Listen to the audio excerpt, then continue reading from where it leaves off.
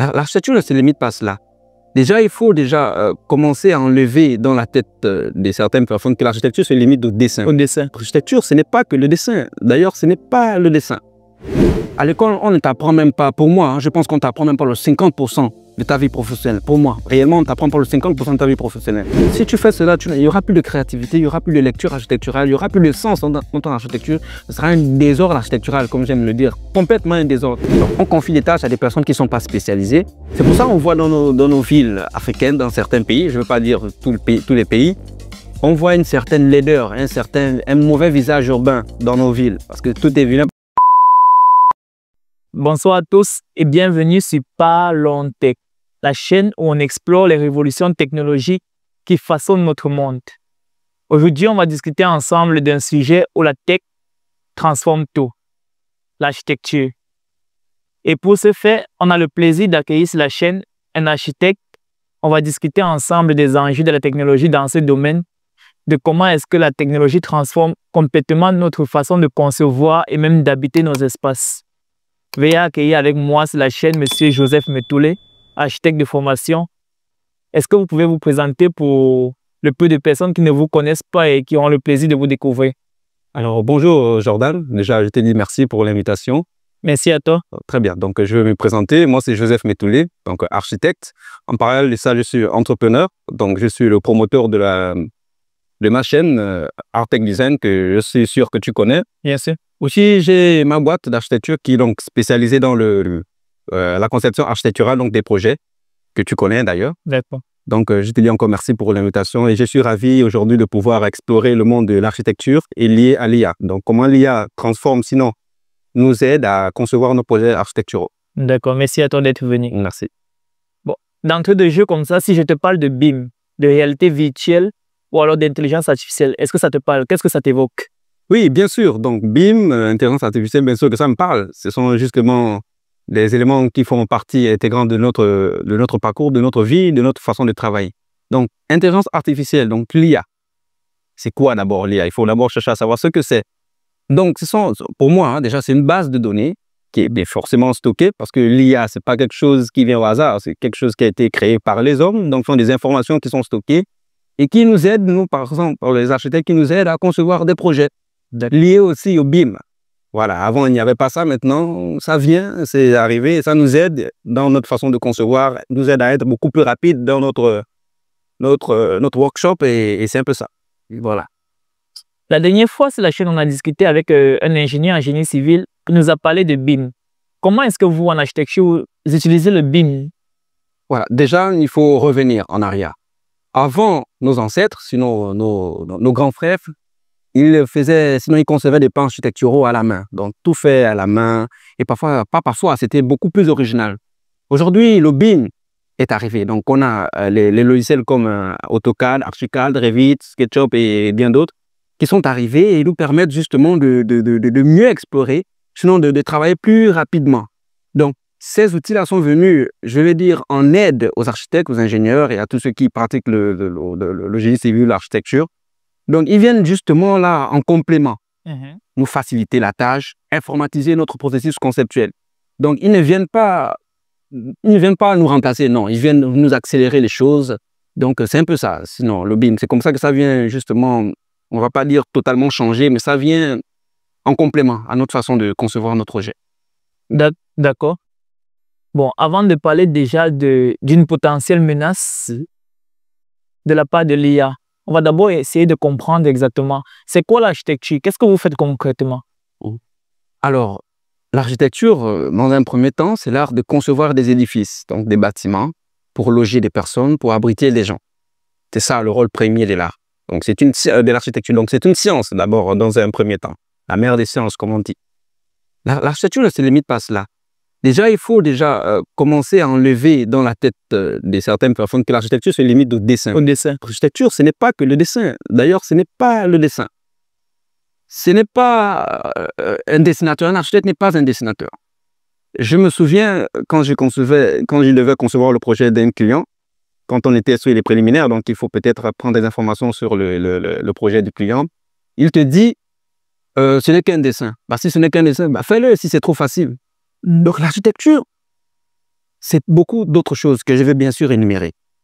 L'architecture, c'est les devis, c'est les plans, bien sûr, qu'on connaît, c'est le suivi des chantiers, c'est le budget, c'est-à-dire il faut savoir calculer le budget, connaître les coûts des travaux, c'est la coordination des équipes, donc on a l'ingénieur, peut-être l'ingénieur fluide, l'ingénieur, l'électricien, hein, tous les corps de métier qui rentrent dans le chantier, c'est l'architecte qui les coordonne pour mener à bien un projet architectural, c'est tout aussi ça.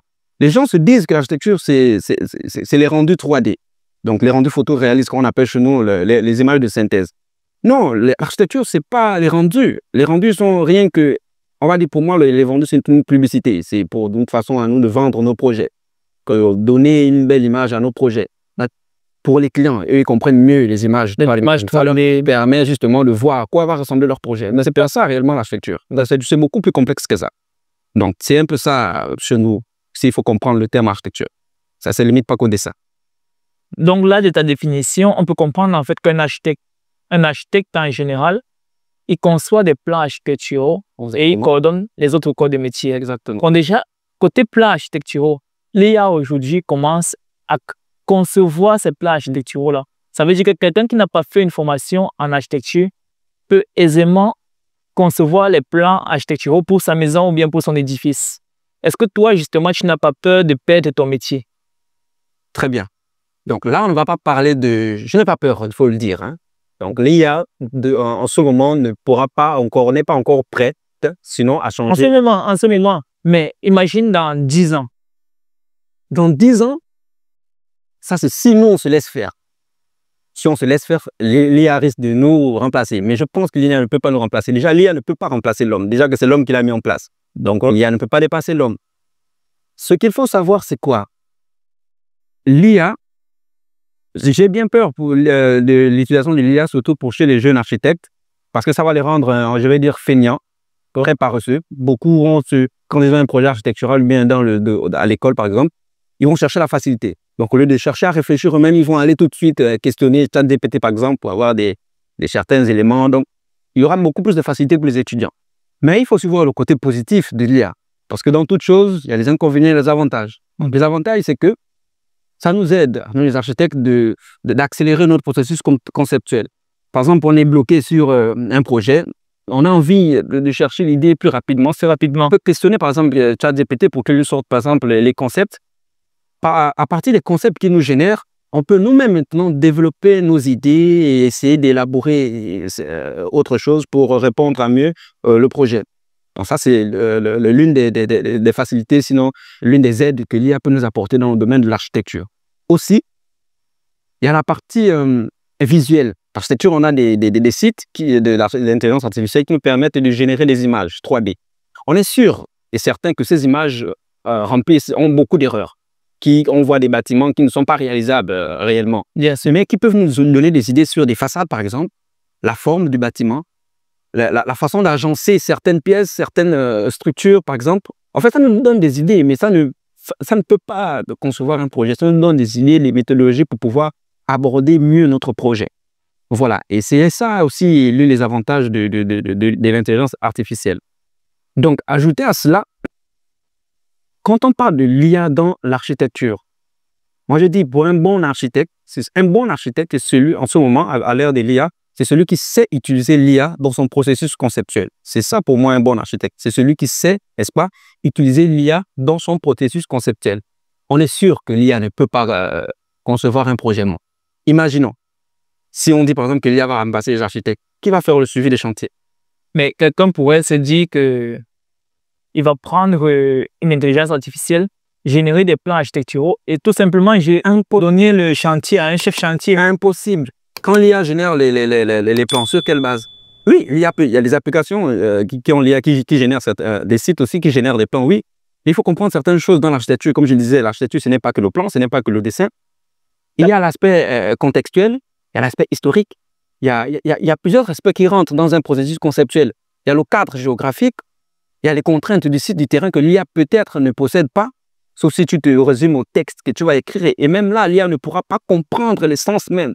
Et il va manquer une certaine créativité, un certain sens, une certaine lecture dans ton projet réellement. Parce qu'il ne suffit pas d'avoir un plan, donner à l'ingénieur, il n'y a pas de sens dans le fond. Mais dans le contexte africain, on a l'habitude de voir nos parents ou alors nos aînés qui prennent uniquement un chef chantier. C'est lui qui va faire en fait l'aspect coordination que tu as évoqué tout à l'heure. Donc, tout ce dont il a besoin en fait, ce sont les plans que vont générer les architectes et les ingénieurs en génie civil. Justement, c'est pour ça que je te demande, est-ce que toi, tu n'as pas peur de te faire remplacer? Parce qu'on n'aura plus besoin de toi en fait pour la partie coordination. Et c'est là où moi j'ai dit il faut une certaine éducation dans nos coutumes ou sinon dans nos pays. Et c'est ça qui donne. C'est pour ça qu'on voit dans nos villes africaines, dans certains pays, je ne veux pas dire tous les pays, on voit une certaine laideur, un mauvais visage urbain dans nos villes. Parce que tout est vilain, parce qu'on donne des chantiers, on confie des tâches à des personnes qui ne sont pas spécialisées. Exact. Parce que lors d'un processus conceptuel, on a un projet. Bien sûr qu'on fait appel à l'architecte. C'est lui qui va faire l'état des lieux, qui va faire tout ce qu'il y a à faire pour élaborer le projet. On va donner le projet à un ingénieur génie civil. Il a sa tâche.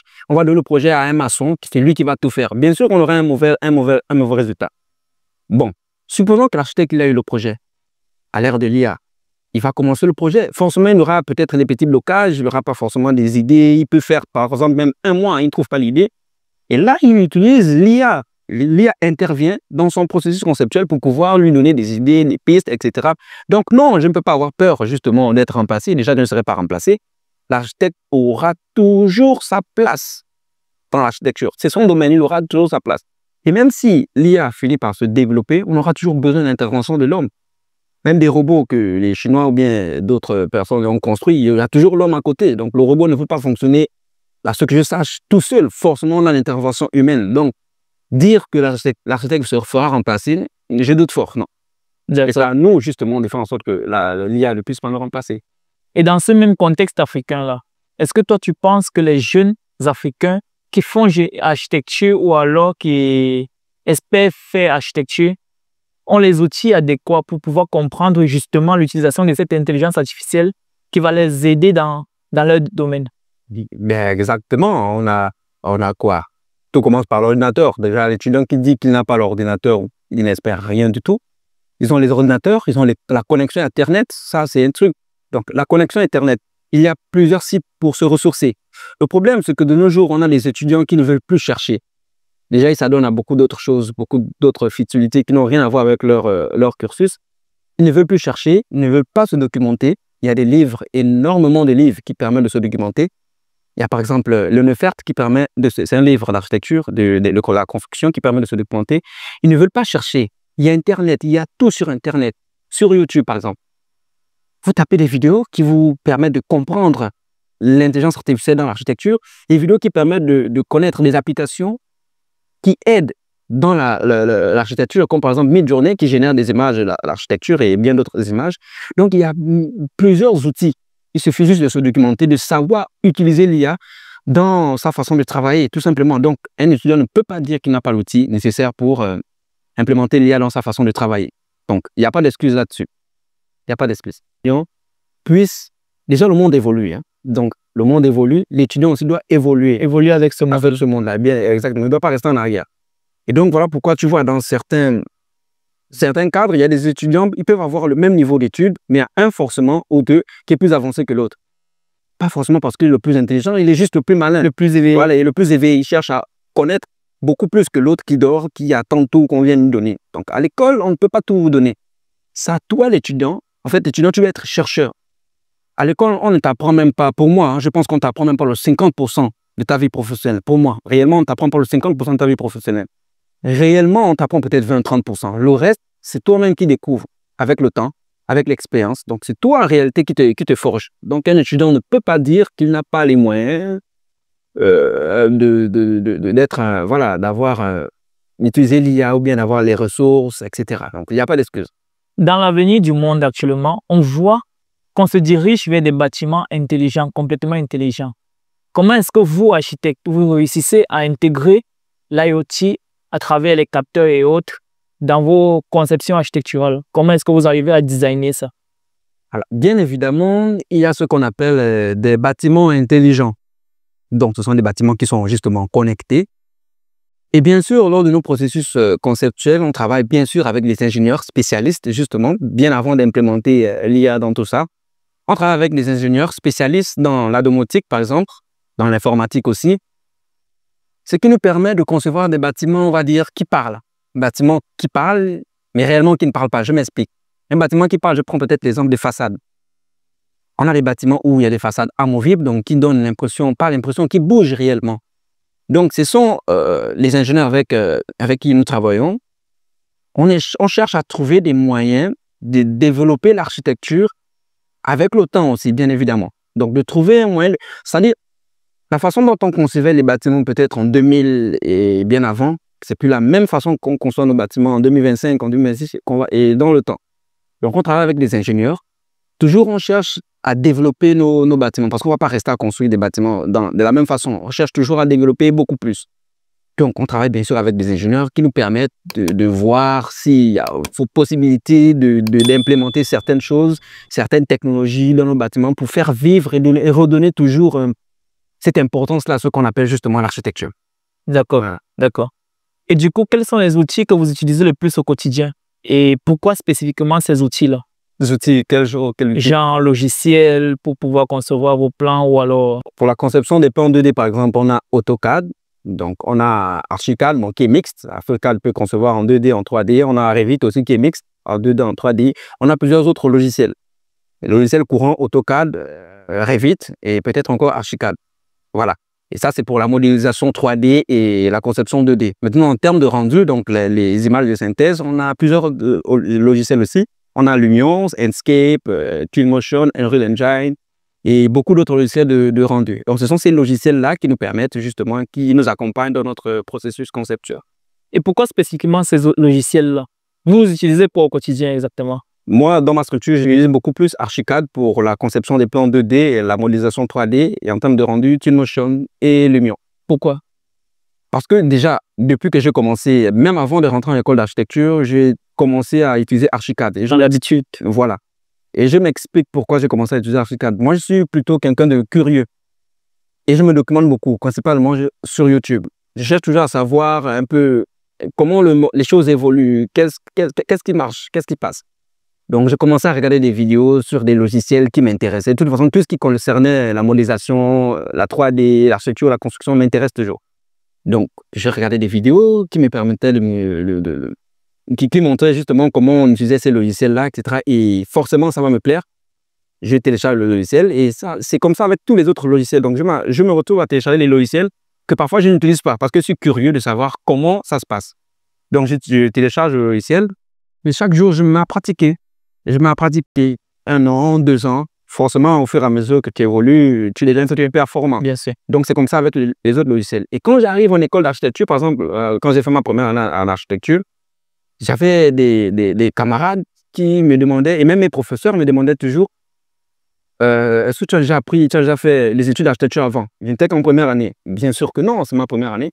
Parce que mon niveau était apparemment plus avancé que les autres. Justement parce que moi, je cherche. Pendant que d'autres attendent l'information sur place, moi, je suis déjà à 2 ans plus avancé qu'eux en information. Oh, c'est comme ça. Et quand j'arrive en 2e année, 3e année, c'est encore la même chose.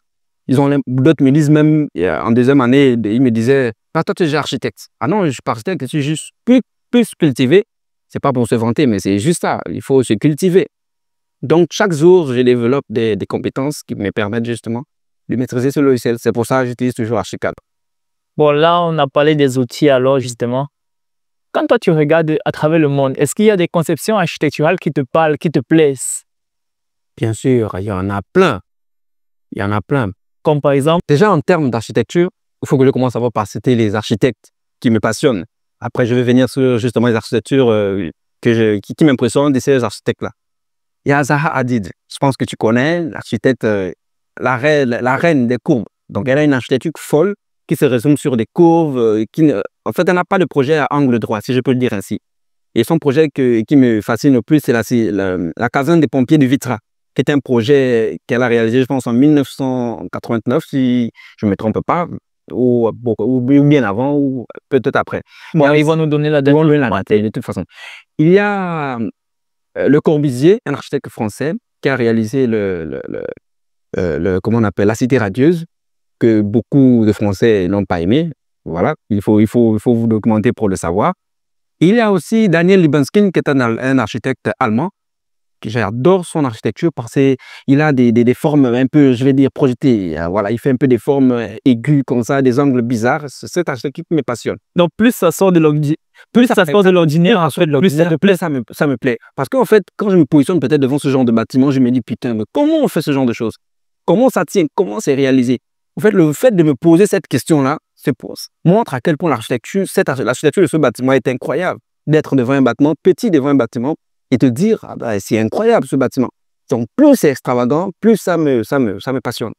Donc, l'architecture, c'est un truc de fou. Franchement, il faut être fou pour ne pas être architecte, tout simplement. Voilà, c'est vraiment un monde très énervé. Il y a beaucoup d'autres architectes qui sont dans l'ombre, voilà, et qui ne sont pas très connus, mais qui font aussi de très bons projets. De bonnes choses. Ouais. Mais là, tu as parlé en fait de réalisation.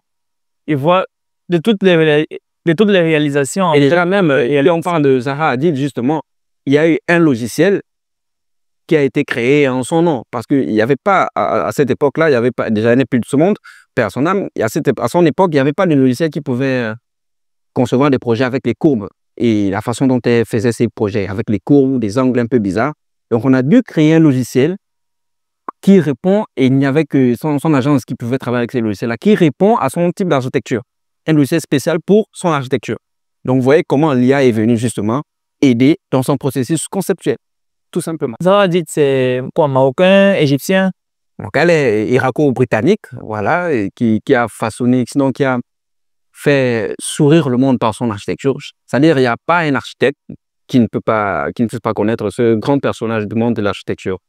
Donc, c'est une personne que, d'ailleurs, dans les écoles d'architecture, beaucoup de gens, ou sinon beaucoup d'étudiants architectes, se mettent déjà à concevoir des projets qui vont un peu dans le sens avec des courbes, etc. Et c'est plaisant à voir. Comme tu as dit, il y a tout un logiciel à son nom. Tout un logiciel à son nom. Bon, après, c'est dans son cabinet qu'il faut y être pour voir comment ça s'utilise.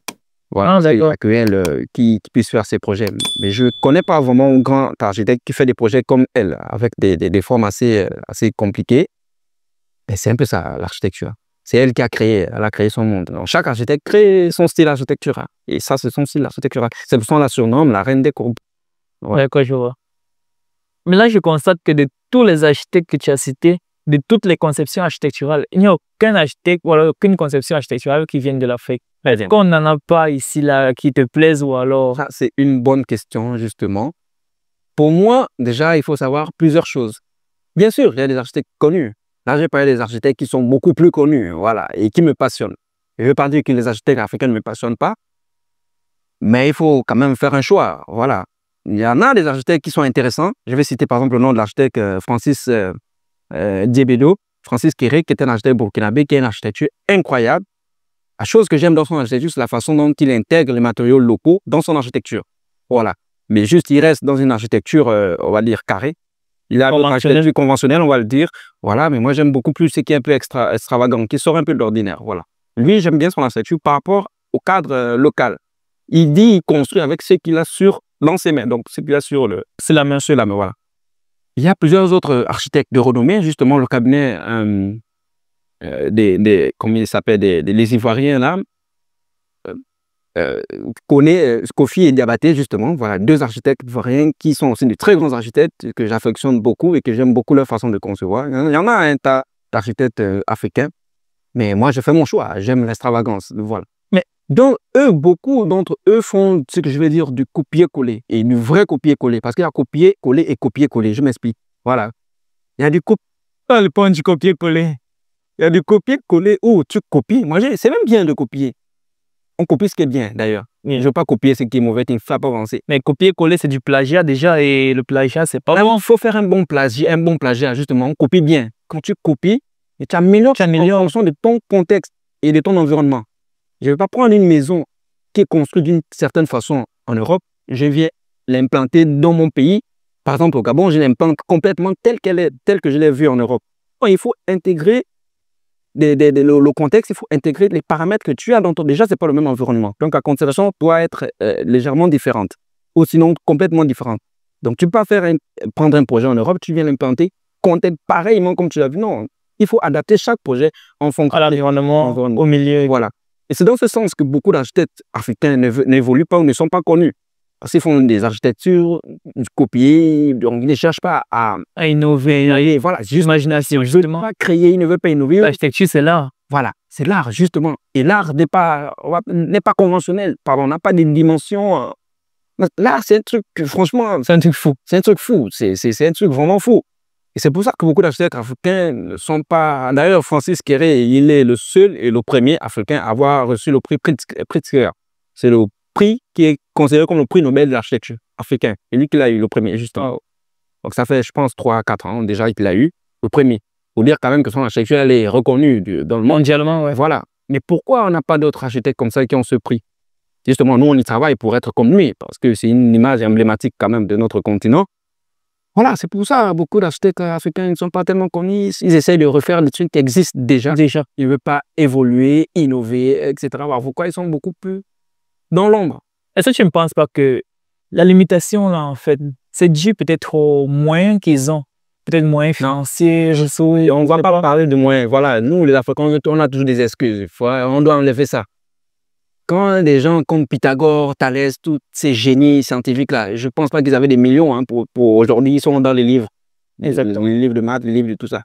Non, pour innover, on n'a pas forcément besoin d'argent. Il a dit qu'il faut qu'il mange. Il faut qu'il mange. L'innovation commence dans la tête. L'architecture, l'idée c'est quoi? C'est ce qui vient dans la tête. Tac, j'ai une idée. Ton idée là, c'est ton idée qui va justement te payer à la fin. Quand tu as un projet d'architecture, on te paie en fonction de l'idée que tu as eue. C'est l'idée qui te guide tout au long de ton projet. L'idée, elle est là. L'idée, on n'achète pas quelque part. Pour avoir l'idée, on n'a pas besoin d'argent. Donc, il ne faut pas chercher les excuses que j'ai pas d'argent, j'ai pas tel. Non. Les petites agences d'entreprise, les petites agences d'architecture gagnent parfois 10 fois plus que les grandes agences d'architecture. Ce n'est pas la taille qui compte, ce n'est pas les moyens qui comptent. C'est ce que tu peux produire qui compte. Comme je dis, en architecture, par exemple, dans les écoles d'architecture, il y a des étudiants qui font, je prends à titre d'exemple, qui font des projets. Ils font des affichages donc sur des grandes feuilles, comme ça, A0, parfois plus. Il y a des étudiants, quand ils voient les affichages des autres sur peut-être 4 formats, donc 4 feuilles, et l'autre à 6, on commence à se plaindre. Quand il a 6, c'est qu'il aura la meilleure note. Non, moi je dis toujours, ce n'est pas la quantité qui compte, mais c'est le contenu. Comme pour dire qu'il n'a pas besoin de moyens pour innover. On innove d'abord à partir de là, et les moyens vont suivre, tout simplement. Du coup, ça sort souvent quoi? Celui qui a plus de feuilles a la plus grande moyenne ou bien... Moi, je ne le prends pas comme ça. C'est que parfois... Et non, selon ton constat. Parfois, c'est le contraire même. Ah. Mais c'est même comme dans les devoirs, justement. Tu vas te retrouver, tu vois ton ami, il est en train d'écrire beaucoup, sa feuille est complètement remplie à la note, toi qui dépasse la note. Il ne suffit pas de beaucoup écrire. C'est ce qui est dedans qui compte. Dans un concours d'architecture, par exemple, comment tu vas défendre ton projet? Il ne suffit pas d'avoir 1000 feuilles, 1000 rendus 3D, 1000 façons de dessiner, non. La façon dont tu vas vendre ton projet, comment tu vas expliquer ton projet dans le contenu de ton projet qui compte. C'est ça qui vend. Bon, vous faites beaucoup de storytelling. Ah ben bien sûr. Oui. Bien sûr. L'architecture, c'est ça. Il ne suffit pas de dire...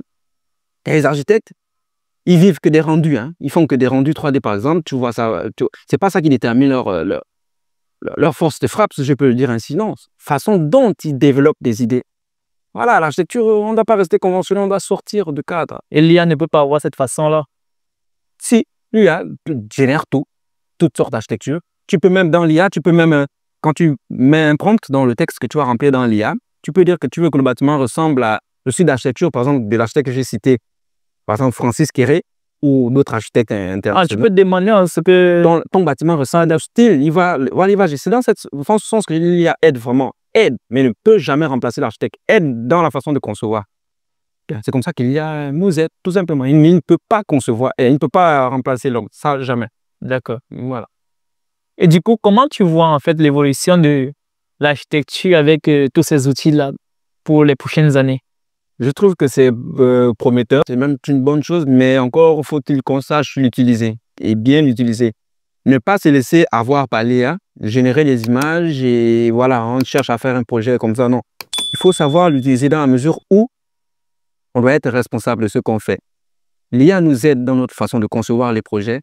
On ne doit pas mettre en tête que c'est l'IA.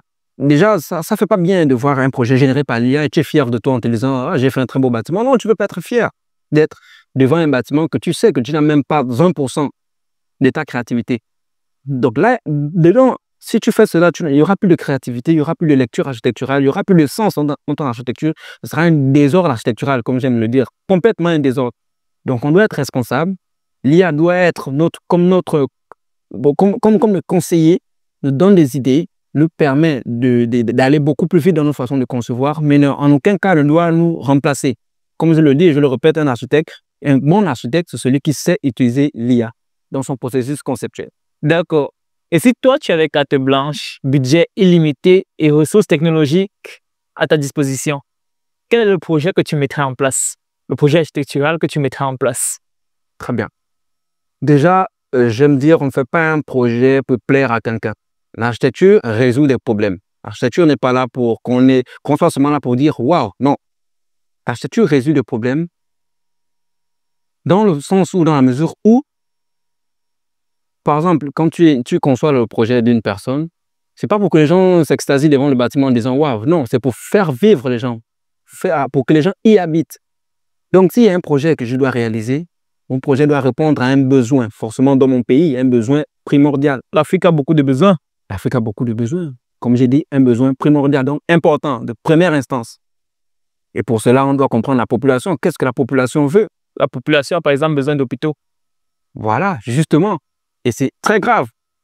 Hormis le fait que la population a besoin des hôpitaux, tu conçois ton hôpital aussi doit raisonner architectural, doit raisonner génie, doit raisonner Afrique, bien sûr, parce qu'on est dans le contexte africain, donc notre bâtiment doit refléter l'Afrique. Donc c'est ça, c'est pour ça. L'architecture vient répondre à un besoin. Le besoin de se soigner, le besoin de se nourrir, construire des centres commerciaux qui, dans des grands centres commerciaux, des malls, par exemple, des trucs.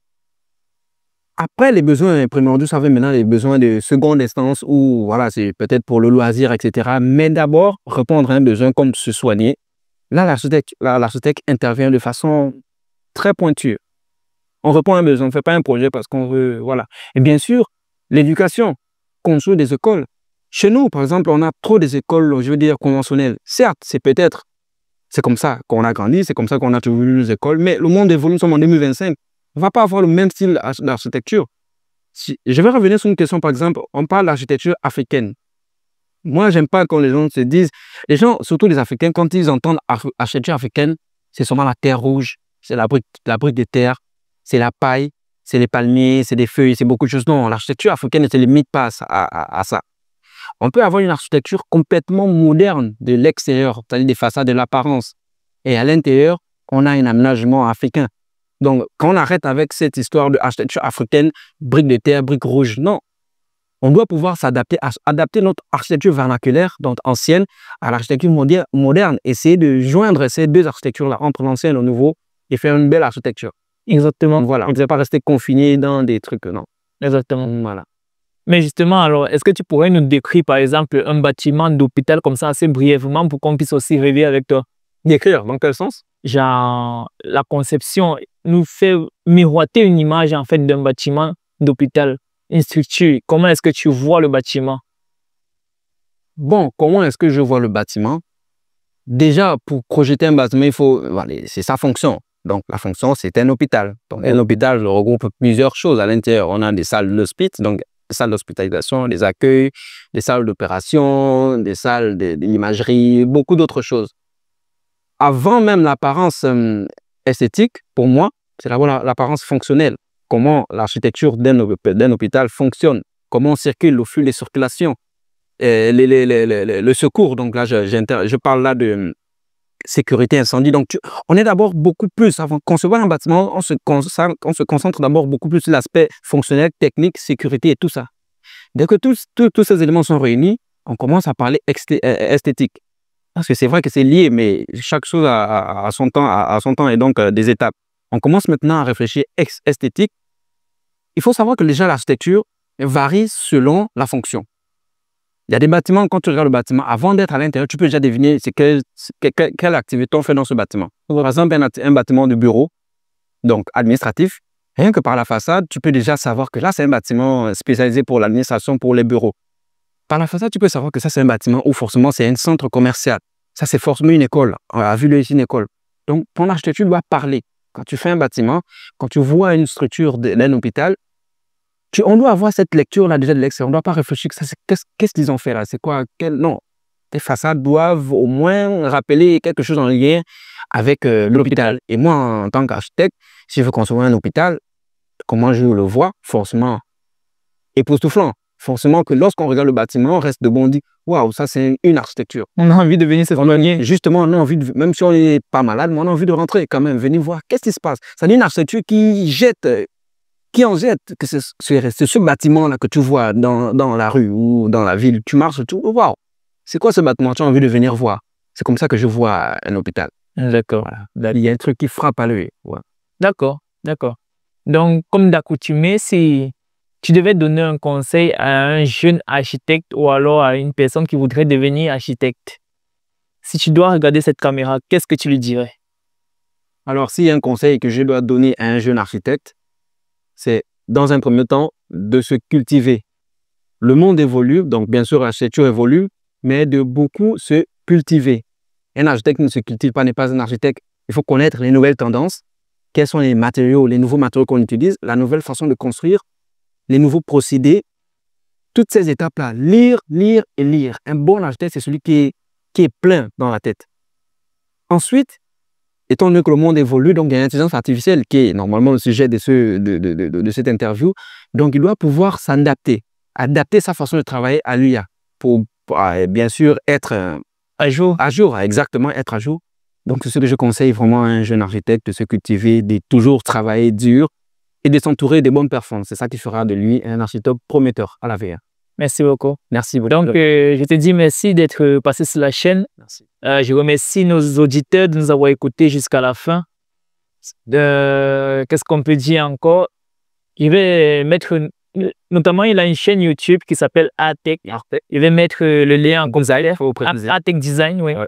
Je vais mettre le lien en commentaire ou bien alors dans la description. Vous pourrez vous abonner et suivre ce qu'il fait en fait. Ah bien. Donc, merci d'être venu sur la chaîne. Merci à vous. C'est un plaisir. Merci à vous de nous avoir écoutés et on se dit à bientôt pour une prochaine vidéo. Ciao.